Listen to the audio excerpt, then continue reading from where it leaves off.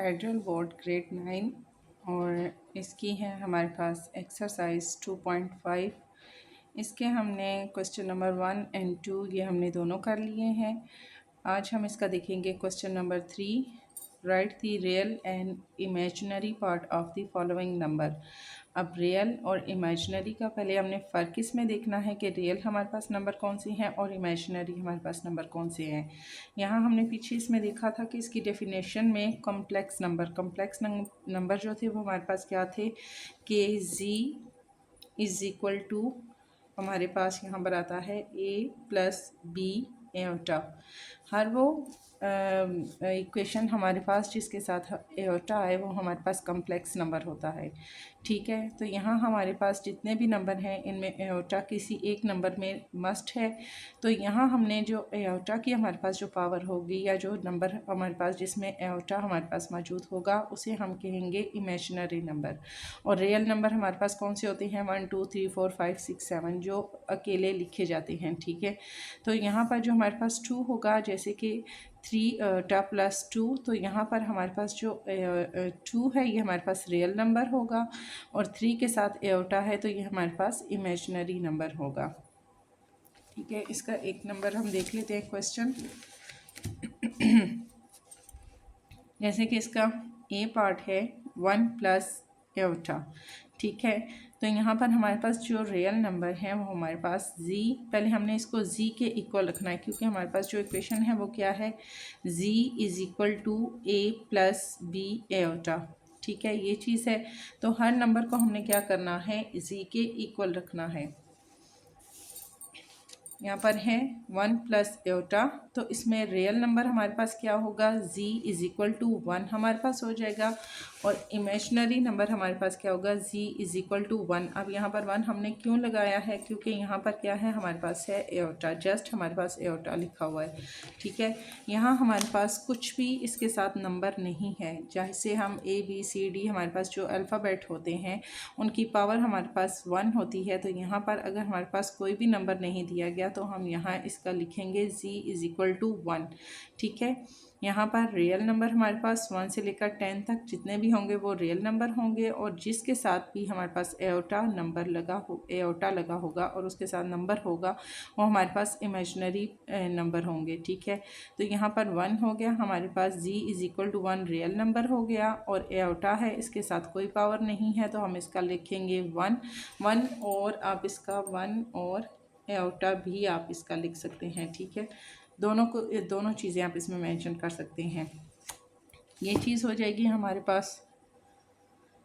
इसी तरह हम इसका देख लेते हैं क्वेश्चन नंबर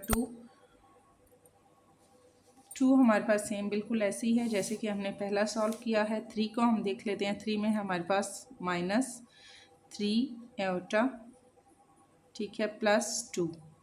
अब हमने इसमें क्या फार्मूला अगर आप लगाना चाहें तो आप कर सकते हैं z is equal to a plus B iota.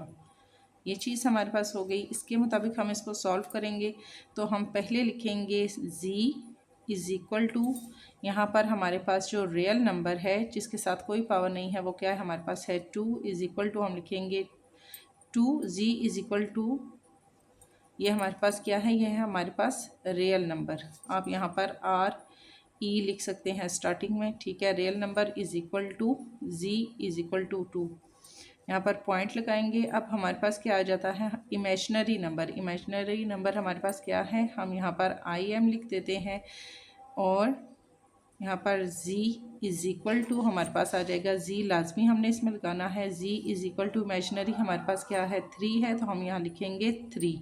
ठीक है, 3 के साथ हमारे पास एओटा है तो -3 हमारे पास यहाँ आ जाएगा। बाकी सारे क्वेश्चन सेम इसी तरीके से होंगे। वहाँ आपने देख लेना है कि कौन से हमारे पास नंबर इमेजिनरी हैं कौन से और हमारे पास रियल हैं। ठीक है, क्वेश्चन नंबर 2 है, इसमें हमारे पास रियल नंबर जो है वो है z इज़ इक्वल टू -1 और इमेजिनरी नंबर हमारे पास है 2 इज़ इक्वल टू 2।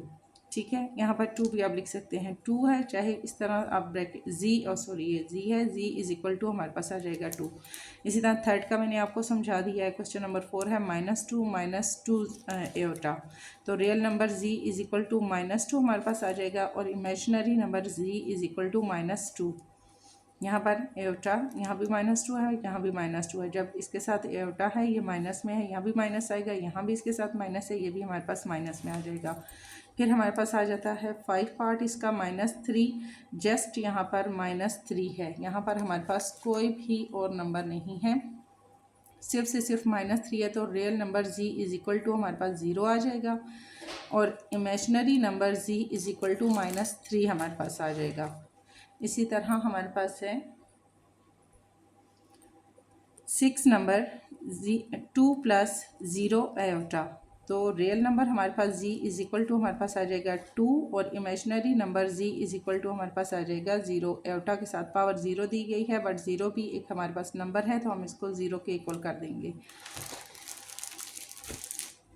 नेक्स्ट इसका हम देखेंगे क्वेश्चन नंबर है हमारे पास 4, find the value of x and y if x plus iota y plus 1 is equal to 4 - 3 iota. अब हमने इनकी वैल्यू हमने फाइंड करनी है और ये हमारे पास दो इक्वेशंस दी गई हैं x और y की। x plus iota y plus 1 is equal to 4 - 3 iota. तो इसको हम देख लेते हैं।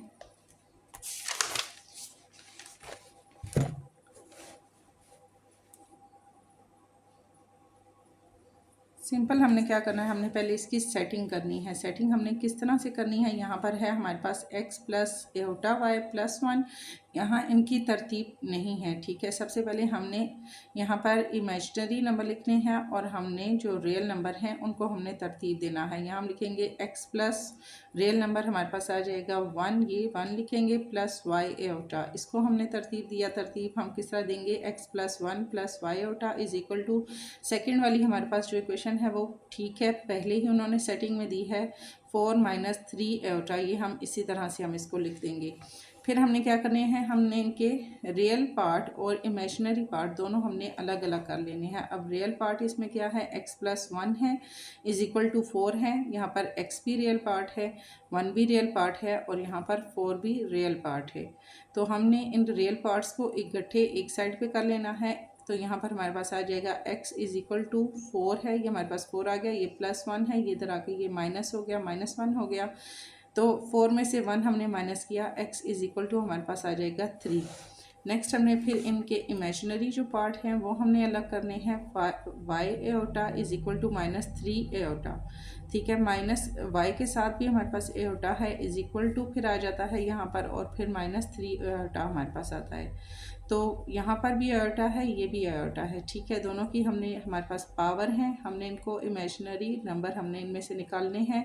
तो यहाँ हम लिखेंगे y इज इक्वल टू -3, ये दोनों के साथ एयोटा सेम है, ठीक है। यहाँ पर ये आगे हैं तो जस्ट हमने इनके क्या लेने हैं, इनके नंबर लेने हैं। y इज इक्वल टू -3, अब यहाँ पर x इज इक्वल टू भी हमारे पास 3 आया था और y इज इक्वल टू -3 हमारे पास आ गया। एक हमारे पास प्लस में आया और एक हमारे पास आया माइनस में।